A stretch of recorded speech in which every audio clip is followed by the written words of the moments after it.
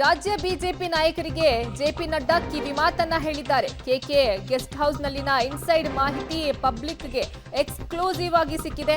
ಒಗ್ಗಟ್ಟಲ್ಲಿ ಹೋರಾಟವನ್ನ ನಡೆಸಿ ಬಣಗಾರಿಕೆಯನ್ನ ಬಿಡಿ. ರಾಜ್ಯ ಸರ್ಕಾರ ತಪ್ಪುಗಳ ಮೇಲೆ ತಪ್ಪು ಮಾಡ್ತಾ ಇದೆ. ಪವರ್ ಶೇರಿಂಗ್ ವಿಚಾರ ಮತ್ತೆ ಮುನ್ನೆಲೆಗೆ ಬಂದಿದೆ. ಅನುದಾನ ಇಲ್ಲದೆ ಶಾಸಕರು ಬೇಸತ್ತಿ ಹೋಗಿದ್ದಾರೆ. ಪಕ್ಷದ ಆಂತರಿಕ ವಿಚಾರ ಬಿಟ್ಟು ಒಗ್ಗಟ್ಟಿನಲ್ಲಿ ಹೋರಾಡಿ ಒಗ್ಗಟ್ಟಿನ ಪಾಠ ಮಾಡಿ ದೆಹಲಿಗೆ ತೆರಳಿದ್ದಾರೆ ಜೆಪಿ ನಡ್ಡಾ. ರಾಜ್ಯಕ್ಕೆ ಆಗಮಿಸಿದಂತಹ ಜೆಪಿ ನಡ್ಡಾ ಕೆಲವೊಂದಿಷ್ಟು ಕಿವಿಮಾತನ್ನ ಹೇಳಿದ್ದಾರೆ. ರಾಜ್ಯದ ಬಿಜೆಪಿ ನಾಯಕರಿಗೆ ಕೆಕೆ ಗೆಸ್ಟ್ ಹೌಸ್ನಲ್ಲಿನ ಇನ್ಸೈಡ್ ಮಾಹಿತಿ ಪಬ್ಲಿಕ್ ಟಿವಿಗೆ ಎಕ್ಸ್ಕ್ಲೂಸಿವ್ ಆಗಿ ಲಭ್ಯವಾಗಿದೆ.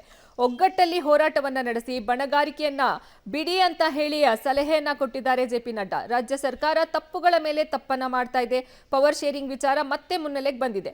ಅನುದಾನ ಇಲ್ಲದೆ ಶಾಸಕರು ಬೇಸತ್ತಿ ಹೋಗ್ಬಿಟ್ಟಿದ್ದಾರೆ. ಪಕ್ಷದ ಆಂತರಿಕ ವಿಚಾರವನ್ನ ಬಿಟ್ಟು ಒಗ್ಗಟ್ಟಿನಲ್ಲಿ ಸರ್ಕಾರದ ವಿರುದ್ಧ ಹೋರಾಡಿ ಒಗ್ಗಟ್ಟಿನ ಪಾಠವನ್ನ ಮಾಡಿ ದೆಹಲಿಗೆ ತೆರಳಿದ್ದಾರೆ ಜೆಪಿ ನಡ್ಡಾ. ಈ ಬಗ್ಗೆ ಹೆಚ್ಚಿನ ಮಾಹಿತಿ ನೀಡ್ತಾರೆ ನಮ್ಮ ಪ್ರತಿನಿಧಿ ಮಸೂದ್. ಈಗ ಜೆಪಿ ನಡ್ಡಾ ಅವರು ರಾಜ್ಯಕ್ಕೆ ಬಂದಿದ್ರು. ವಿಜೇಂದ್ರ ಟೀಮ್ ಅವರು ಅವ್ರ ಜೊತೆ ಮಾತಾಡಿದ್ರು. ಒಂದಷ್ಟು ಕಂಪ್ಲೇಂಟ್ಸ್ ಅನ್ನ ಹೇಳಿದ್ರು. ಒಟ್ನಲ್ಲಿ ಅವರು ಹೋಗೋಕ್ ಮುಂಚೆ ಹೇಳಿದ್ದು ಒಗ್ಗಟ್ಟಿನ ಪಾಠವನ್ನ ಮಾಡಿ ಹೋಗಿದ್ದಾರೆ. ಏನೆಲ್ಲ ಮಾತನಾಡಿದ್ದಾರೆ? ಅರ್ಪಿತಾ, ಜೆಪಿ ನಡ್ಡಾ ಅವರು ನಿನ್ನೆ ಬಂದಿದ್ದು. ನಿನ್ನೆನೆ ವಿಜೇಂದ್ರ ಅವರು 2 ಬಾರಿ 1-to-1 ಮೀಟಿಂಗ್ ಮಾಡಿ ಎಲ್ಲವನ್ನು ಕೂಡ ಹೇಳಿದ್ದಾರೆ. ಒಂದು ಯತ್ನಾಳ್ ವಿಚಾರ, ಇನ್ನೊಂದು ಪಕ್ಷದ ವಿದ್ಯಮಾನ, ಇನ್ನೊಂದು ಹೋರಾಟ. ಇವತ್ತು ಸಂಜೆ 6ರಿಂದ 7 ಕೆಕೆ ಗೆಸ್ಟ್ ಹೌಸ್ ನಲ್ಲೂ ಕೂಡ ಜೆಪಿ ನಡ್ಡಾ ಅವರು ಮೊಕ್ಕಾಂ ಹೂಡಿದ್ರು. ಆ ಸಂದರ್ಭದಲ್ಲೂ ಕೂಡ ಒಂದಷ್ಟು ಜನ ಬಿಜೆಪಿ ನಾಯಕರು 1-to-1 ಜೆಪಿ ನಡ್ಡಾ ಅವ್ರ ಜೊತೆ ಮಾತನಾಡಿದ್ದಾರೆ. ಮುಖ್ಯವಾಗಿ ಪಕ್ಷದ ಆಂತರಿಕ ವಿಚಾರ ಏನೆಲ್ಲ ಆಗ್ತಾ ಇದೆ, ಏನೆಲ್ಲ ಗೊಂದಲ ಆಗ್ತಿದೆ, ಗುಂಪುಗಾರಿಕೆ ಯಾವ ರೀತಿ ನಡೀತಾ ಇದೆ, ಎರಡು ಬಣಗಳ ನಡುವೆ ಪಕ್ಷ ಯಾವ ರೀತಿ ನಲುಗ್ತಾ ಇದೆ, ಪಕ್ಷ ಸಂಘಟನೆ ಡ್ಯಾಮೇಜ್ ಆಗ್ತಿದೆ, ಇವೆಲ್ಲವನ್ನು ಕೂಡ 1-to-1 ಭೇಟಿ ಸಂದರ್ಭದಲ್ಲಿ ದೂರನ್ನ ಕೊಟ್ಟಿದ್ದಾರೆ. ಮುಖ್ಯವಾಗಿ ಆರ್ ಅಶೋಕ್ ಅವರು, ಅಶ್ವಥ್ ನಾರಾಯಣ, ಚಲವಾದಿ ನಾರಾಯಣ ಸ್ವಾಮಿ, ಎನ್ ರವಿಕುಮಾರ್, ಗೋವಿಂದ ಕಾರಜೋಳ ಇವೆ ಮುಂತಾದ ನಾಯಕರು ಇವತ್ತು ಜೆಪಿ ನಡ್ಡಾ ಅವ್ರ ಜೊತೆ ಮಾತನಾಡಿದ್ದಾರೆ.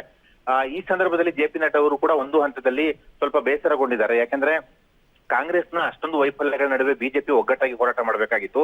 ಆದ್ರೆ ಬಿಜೆಪಿಯಲ್ಲೇ ಒಗ್ಗಟ್ಟಿಲ್ಲ. ಹಾಗಾಗಿ ಇದೊಂದು ರೀತಿ ಸುವರ್ಣ ಅವಕಾಶ ಯೂಸ್ ಮಾಡ್ಕೋಬೇಕು. ನೀವು ಹೊಸ ಅಧ್ಯಕ್ಷರು ಬರ್ತಾ ಇದ್ದಾರೆ, ರಾಷ್ಟ್ರೀಯ ಅಧ್ಯಕ್ಷರು, ಅವ್ರು ಎಲ್ರಿಗೂ ಕೂಡ ಅವ್ರಿಗೆ ಎಲ್ಲವನ್ನು ಕೂಡ ಮಾಹಿತಿ ಕೊಡ್ತೇನೆ, ವರಿಷ್ಠರಿಗೂ ಮಾಹಿತಿ ಕೊಡ್ತೇನೆ, ಎಲ್ಲವನ್ನು ಕೂಡ ಸರಿ ಮಾಡ್ತೇನೆ ಅನ್ನುವಂತ ತಾಕೀತನ್ನ ಮಾಡಿ ಹೋಗಿದ್ದಾರೆ.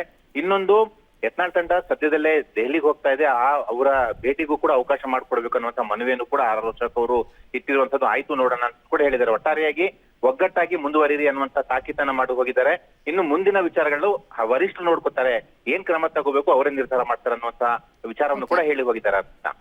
ಧನ್ಯವಾದ ಮಸೂದ್, ನಿಮ್ಮೆಲ್ಲ ಮಾಹಿತಿಗಾಗಿ.